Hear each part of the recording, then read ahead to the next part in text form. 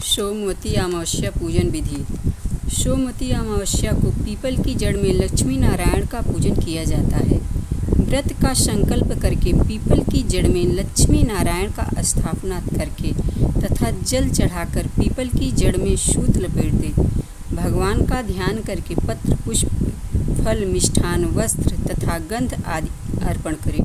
फिर हाथ जोड़कर प्रेम पूर्वक प्रार्थना करके आरती करें तथा पीपल की 108 प्रदक्षिणा करें। ऐसा करने से भगवान पुत्र, पौत्र, धन, धान्य तथा सभी मनोवांछित फल व्रती को प्रदान करते हैं।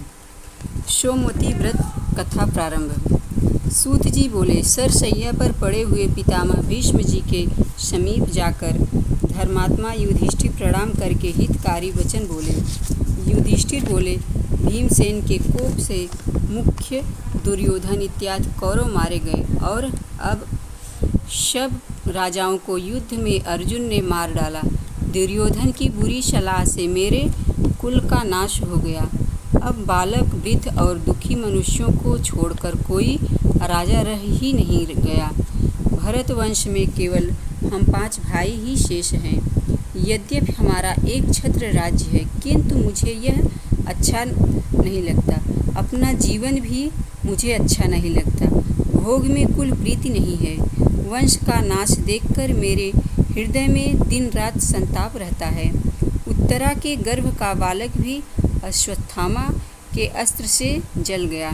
इस कारण इस पिंड विच्छेद को देखकर मुझे दुगना दुख हो रहा है। हे पितामह, अब आप ही बताइए कि मैं क्या करूं और कहाँ जाऊं, जिससे मैं शीघ्र ही चिरंजीवी संतति प्राप्त हो।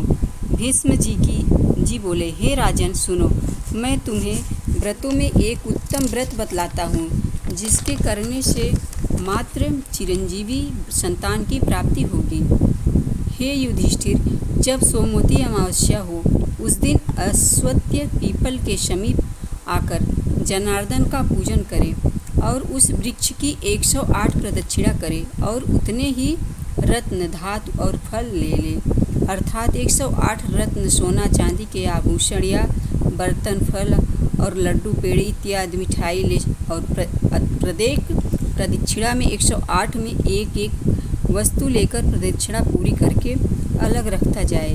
इस प्रकार 108 प्रदक्षिणा में अपनी शक्ति के अनुसार 18 वस्तुएं देकर व्रत समाप्त करें। हे राजन, यह व्रतराज सोमवती अमावस्या का व्रत विष्णु भगवान को प्रीतिकर होने से शुभ फल देने वाला है। हे प्राज्ञ, तुम उत्तरा से इस व्रत को कराओ, उसका गर्भ जीवित हो जाएगा और तीनों लोकों में विख्यात गुणवान पुत्र होगा। पितामह के वचन सुनकर युधिष्ठिर पुनः बोले कि उस व्रतराज को विस्तार के साथ कहिए। हे विभो, इस व्रत को मृत्युलोक में प्रथम किसने प्रकाशित किया और फिर इसको किसने किया? भीष्म जी बोले कि हे सर्वविख्यात कांची नाम की महापुरी है, जो चांदी के पर्वत जैसे ऊंचे ऊंचे बड़े बड़े विशाल महलों से सुशोभित है और नगर के नर नारी भी सुंदर वेश सुशोभित हैं तथा ब्राह्मण, क्षत्रिय, वैश्य और शूद्र सभी अपने अपने कर्मों में लगे रहते हैं। वह नगरी रूप और चातुरी में प्रवीण वेश्याओं से सुशोभित है, जैसी कि कुबेर की अलकापुरी या इंद्र की अमरावती, अग्नि की अत्यंत तेजोवती महापुरी के समान वह नगरी रत्नों से भरपूर है। वहाँ का बड़ा पराक्रमी रत्नसेन नामक राजा था। उसके राज्य में देवस्वामी नामक एक ब्राह्मण निवास करता था। उसकी रूपालावण्यवती धनवती नाम की सुंदर स्त्री थी। उस लक्ष्मी स्वरूपा स्त्री का जैसा नाम था वैसा ही उसमें गुण भी था तथा उसके 7 गुणवान पुत्र थे। हे राजन, उसके गुणवती नाम की एक सुंदर कन्या भी थी। वे 7 पुत्र अपनी अपनी स्त्रियों के साथ सुखपूर्वक विहार करते थे, किंतु कन्या भी अपने तुल्य पति की चाह में कुमारी ही रही। इसी बीच में कोई ब्राह्मण भिक्षा के लिए उपस्थित हुआ। वह ब्राह्मण अपने तेज से अग्नि के समान प्रादीप्यमान था। उसने द्वार पर आकर आशीर्वाद दिया। देवस्वामी की सातों पुत्रवधुएं शीघ्र ही उठ खड़ी हुई और प्रत्येक ने अलग अलग उस ब्राह्मण को भिक्षा दी।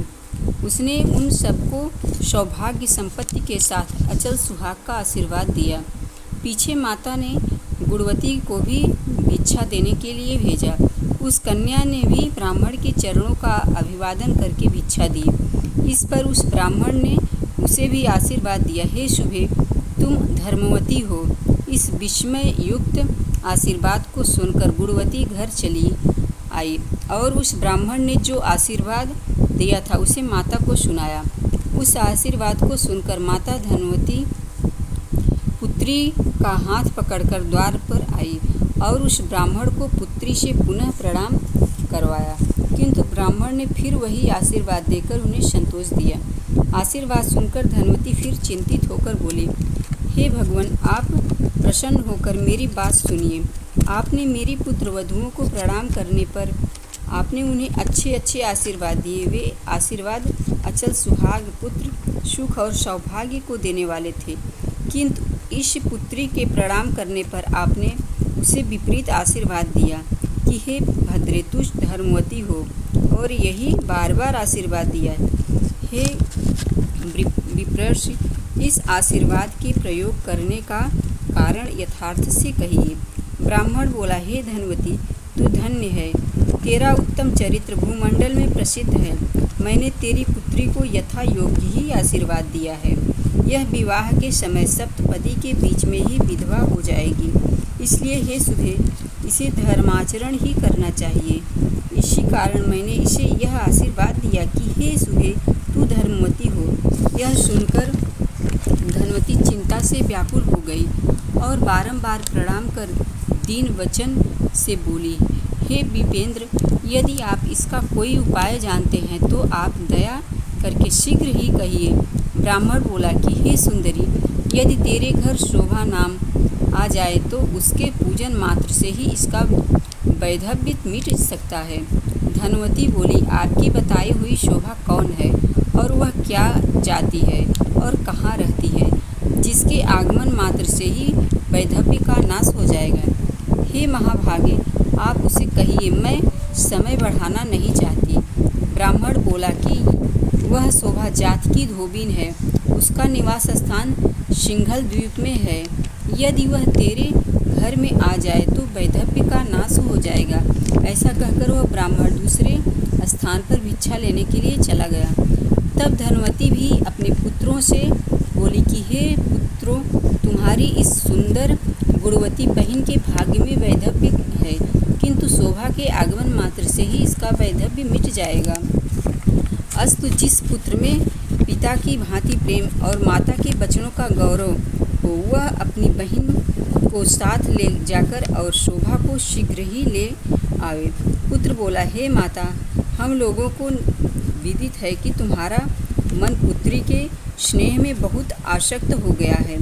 इसी कारण पुत्रों को दूसरे दुर्गम देश में भेज रही हो, जिसके बीच में 400 कोस के विस्तार का विशाल समुद्र है। हमें वहाँ जाने की शक्ति नहीं है, हम वहाँ जाकर दुख नहीं सह सकते। देवस्वामी बोले, यद्यपि मेरे 7 पुत्र हैं तो भी मैं पुत्रहीन ही हूँ। मैं स्वयं द्वीप सिंघल जाऊँगा और पुत्री के वैधव्य का नाश करने वाली उस शोभा को लाऊंगा। इस पर देवस्वामी के क्रोधित होकर कह ही रहे थे कि उसी समय छोटे पुत्र शिवस्वामी ने प्रतिज्ञा पूर्वक कहा कि हे तात, आप क्रोध के वशीभूत ऐसा न कहो। मेरे सिवा कौन सिंघल द्वीप जाने में समर्थ हो सकता है। मैं बहन को लेकर सिंघल द्वीप जाऊंगा। ऐसा कहकर वह सहसा उठ खड़ा हुआ और प्रणाम करके बहन को साथ ले आनंद पूर्वक सिंघल द्वीप को चल दिया। वह ब्राह्मण पुत्र कुछ ही दिनों में चल समुद्र के किनारे पहुंच गया और वहां समुद्र पार करने का प्रयत्न करने लगा। उसने वहां एक अत्यंत विशाल वट वृक्ष देखा, जिसके खोखले में गिद्धराज के बच्चे सुखपूर्वक बैठे हुए थे। उस वृक्ष के नीचे बैठकर दोनों बहन भाई ने वह दिन बिताया। संध्या समय वह गिद्ध बच्चों के लिए भोजन लेकर आया और उन्हें पकड़कर भोजन कराने लगा, किंतु उसके बच्चों ने गिद्ध से भोजन लेकर नीचे गिरा दिया। तब गिद्ध चिंता से व्याकुल मन वाले ने उस बच्चों से पूछने लगा कि हे पुत्रों, तुम भूखे होकर भी भोजन क्यों नहीं खा रहे हो? मैं तुम्हारे योग्य यह कोमल मांस लाया हूँ। बालक बोले कि हे तात, इस वृक्ष के नीचे 2 मनुष्य बैठे हैं, उनके स्वीकार किए बिना हम कैसे भोजन कर लें? ऐसा सुनकर वह गिद्ध दयार्द होकर उसके समीप आकर यह वचन बोला, हे द्विज, आप दोनों का जो भी कार्य हो सो मुझसे प्रकट करो। हे विप्रवर, मैं उसे सब प्रकार से करूँगा, किंतु आप लोग भोजन कर ले। ब्राह्मण बोला कि हम सिंघल द्वीप जाने के लिए समुद्र पार होना चाहते हैं। अपनी बहन का वैधव्य नाश कराने के लिए शोभा को लाने की मेरी इच्छा है। गिद्ध बोला कि मैं प्रातःकाल ही तुम्हें समुद्र पार उतार दूंगा और सिंघल द्वीप में शोभा का घर भी दिखला दूंगा। इसके पश्चात रात्रि व्यतीत होने पर सूर्य देव के उदय होते ही गिद्धराज ने उन दोनों बहन भाई को समुद्र पार उतार दिया। वे सिंघल द्वीप में आकर शोभा के घर के समीप ही ठहर गए। इसके पश्चात वे दोनों प्रातःकाल के समय शोभा के घर की चौक को साफ कर उसे प्रतिदिन लीप करके सुंदर बना देते। इस प्रकार यह करते करते वह उन्हें 1 वर्ष व्यतीत हो गया। इस प्रकार की स्वच्छता देखकर शोभा ने विस्मित होकर अपने पुत्रों तथा बहुओं से पूछा कि यहाँ झाड़ू लगाकर कौन लीपा करता है? मुझसे कहो। उन सभी ने एक ही साथ कहा कि यह हमारा किया नहीं है। इसके पश्चात एक दिन वह धोबिन रात्रि में छिपकर बैठ गई। उसने देखा कि ब्राह्मण की कन्या उसके आंगन को झाड़ू लगा रही है और पवित्र व्रती भाई उस आंगन को लीप रहा है। शोभा ने उन दोनों के पास जाकर पूछा कि तुम दोनों कौन हो? मुझसे कहो। उन्होंने शोभा से कहा कि हम ब्राह्मण की संतान हैं। शोभा बोली कि घर में ब्राह्मण बुहारी लगाते हैं, इससे तो मैं जल गई, नष्ट हो गई। इसमें कोई संदेह नहीं है कि मैं इस पाप से मेरी जाने कौन कौन सी दुर्दशाएं होगी। हे द्विज, हम तो हर प्रकार ही से पाप जात धोबिन विख्यात हैं, फिर भी तुम ब्राह्मण होकर यह विपरीत कर्म करने की इच्छा क्यों करते हो? शिव स्वामी ने कहा कि यह जो मेरी गुणवती नामनी देवी स्वरूपा बहन है, सो इसका विवाह के समय सप्तपदी के बीच में वैधव्य का योग पड़ा है और तुम्हारे समीप रहने मात्र से वैधव्य का योग का नाश हो सकता है। इसी कारण से मैं बहन सहित यह दास कर्म करता हूँ। शोभा ने कहा, अब आगे ऐसा न कहना, मैं तुम्हारी आज्ञा से ही चली चलूँगी। ऐसा कह शोभा घर में आकर बहुओं से कहने लगी कि मैं इनके साथ जाती हूँ। यदि कभी मेरे राज्य में मेरा व्यक्ति मर जाए तो जब तक मैं लौट कर न आऊँ तब तक उसके शव को वैसा ही रहने देकर उसकी रक्षा करते रहना। किसी के कहने से भी शव कभी जलाने न देना। यह आज्ञा पुत्रवधुओं के स्वीकार कर लेने पर वह शोभा महासमुद्र के किनारे आई और क्षण मात्र में उन दोनों भाई बहनों को पार उतार दिया तथा स्वयं भी आकाश मार्ग से उस महासमुद्र के पार हो गई। उसके प्रभाव से निमेष मात्र में ही सब कोई कांचीपुर आ गए। शोभा को देखकर धनवती ने प्रसन्न हो उसकी पूजा की। फिर इसी बीच में शिव स्वामी देश देशांतर से अपनी बहन से सदृश्य वर लाने के लिए उज्जैनी पहुंचा और वहां से पंडित देव शर्मा के पुत्र रुद्र शर्मा ब्राह्मण को वर के रूप में ले आया, क्योंकि उसकी बहन के समान गुणवान था। तत्पश्चात उस धोबिन शोभा ने उनका विवाह करा दिया। देवस्वामी ने शुभ नक्षत्र में अपनी कन्या गुणवती को बूढ़ी रुद्र शर्मा के लिए दे दिया। फिर वैवाहिक मंत्रों से हवन करवा दिया। इसके पश्चात सप्तपदी के बीच में ही रुद्र शर्मा मर गया। उसे मृतक देखकर सब बांधव रोने लगे। किंतु शोभा शांत रही। शोभा ने वहाँ सब लोगों को बहुत अधिक रोते पीटते देखकर गुणवती को शीघ्र ही व्रतराज के प्रभाव से होने वाला मृत्यु विनाशक पुण्य विधिपूर्वक संकल्प करके दे दिया। रुद्र शर्मा उस व्रतराज के प्रभाव से जीवित हो गया और सोए हुए की भांति सहसा उठ कर बैठ गया। इस प्रकार से विवाह कार्य से निवृत्त हो और व्रतराज को बतलाकर शोभा धनवती से आज्ञा ले अपने घर को चली। इस प्रकार वह पूर्ण कामा शोभा धोबिन मृत ब्राह्मण को जीवित करके प्रसन्नता से भरी हुई अपने घर को गई। इसी बीच में शोभा के घर में पहले उसके पुत्र मरे, फिर उसका स्वामी मरा और फिर जमाता भी मर गया। मार्ग में आते हुए उस समय मृतकों को जिलाने वाली सोमवार युक्त अमावस्या तिथि भी आ पड़ी। उस दिन शोभा ने जल के समीप ही एक बूढ़ी स्त्री को देखा जो कि रुई के बोझ से दबी हुई अत्यंत रो रही थी। वृद्धा बोली कि हे पुत्री, मेरे सिर पर जो रुई का बोझ है उसे उतार दे, मैं इसके भार से अत्यंत दुखित हो रही हूँ। शोभा बोली, हे माता, आज सोमवार युक्त अमावस्या तिथि है, आज मैं रुई इत्यादि को नहीं स्पर्श करूँगी, यह मैंने नियम कर लिया है। फिर उसने मूल के भार से युक्त एक स्त्री को देखा। उसने भी कहा कि हे पुत्री, इस मूल का बड़ा भारी बोझ है, इसे उतारकर तनिक ठहर जाने दे, फिर मैं भी तेरे साथ चलूँगी। शोभा बोली कि आज मैं तूल और मूल को कदापि नहीं छू सकती। इसके पश्चात नदी के किनारे स्थित एक सुंदर पीपल के वृक्ष के समीप जाकर उस महाभागा ने स्नान किया और विष्णु भगवान की पूजा करके शक्कर लेकर 108 प्रदक्षिणाएं की। भीष्म जी बोले कि जब उसने हाथ में शक्कर लेकर 108वीं प्रदक्षिणा पूरी की, तभी उसके जमाता पति और पुत्र सभी जीवित हो गए और वह नगर लक्ष्मी से व्याप्त हो गया। विशेषकर उसका घर धन धान्य से अधिक परिपूर्ण हुआ। अब वह महाभागा शोभा अपने घर आई। उसने अपने पति, पुत्र और जमाता को जीवित देख वह यह सब कुछ जानती ही थी। अस्तु उन सबको पाकर कृत संकल्प हो गई। सभी बहुएं उस तपस्विनी को प्रणाम करके पूछने लगी। बहुएं बोली, हे देवी, तुम्हारे पति, जमाता और पुत्र इत्यादि बांधव जो मर गए थे वे कैसे जीवित हो गए, और आपने रुई व मूल को स्पर्श नहीं किया, और कैसे वह मृत्यु को प्राप्त हुए, यह सब कहो। शोभा बोली, मैंने गुणवती को व्रतराज का पुड़ी दे दिया था, उसी के फल को ही स्पर्श किया और पीपल के नीचे विष्णु भगवान की पूजा करके प्रदक्षिणा की।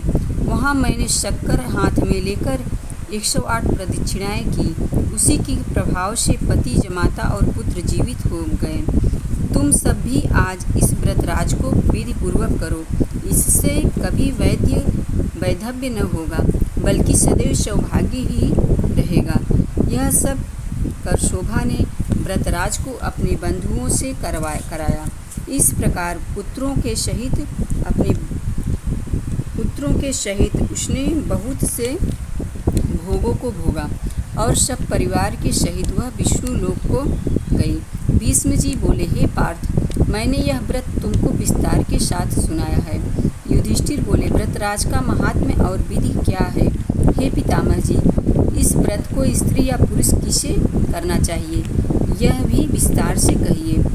व्रत करने वाला प्रातः काल उठकर मौन हो जलाशय में स्नान करे। स्नान करके व्रत करने वाला रेशमी वस्त्र धारण करे। फिर हे कुरुनंदन, पीपल वृक्ष के समीप जाकर उसके मूल मंत्रों द्वारा विष्णु भगवान की पूजा करें। यह विष्णु भगवान की पूजा का मंत्र है। हे व्यक्त और अव्यक्त स्वरूप वाले, सृष्टि, स्थित और संहार करता, आदि, मध्य और अंत से रहित विष्णु भगवान, आपको बारंबार नमस्कार है। इस प्रकार से पीले वस्त्र, अक्षत, फल, अनेक प्रकार के पुष्प, भक्ष्य, भोज्य से गोविंद का विधि पूर्वक पूजन करें। हे पांडव, फिर आगे कहे हुए मंत्र से पीपल का पूजन करें। यह अस्वस्थ की पूजा का मंत्र है। मंत्र का अर्थ है कि हे अग्नि के वासस्थान और गोविंद के सदैव आधारभूत अस्वस्थ, मेरे संपूर्ण पापों को हरो। हे वृक्षराज, तुम्हें नमस्कार है। यह प्रदक्षिणा करने का मंत्र है।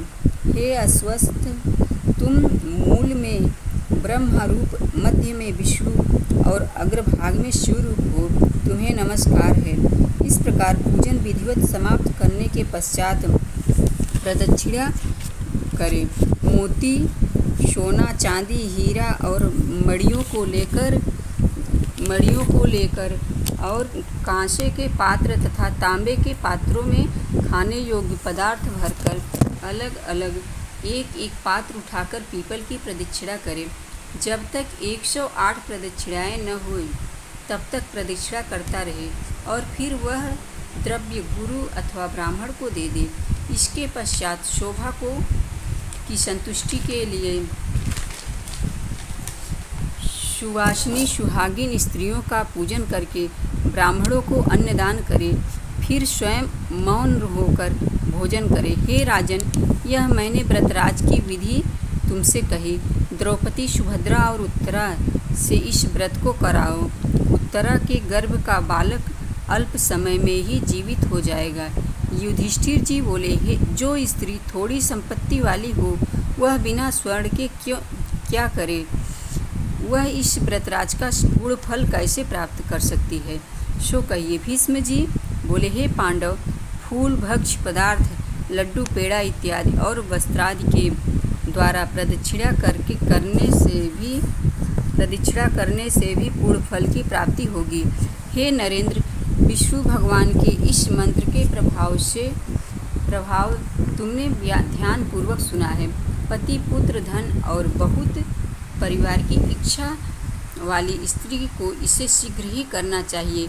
यह कोई आश्चर्यजनक बात नहीं है। सोमवती अमावस्या व्रत कथा संपूर्ण।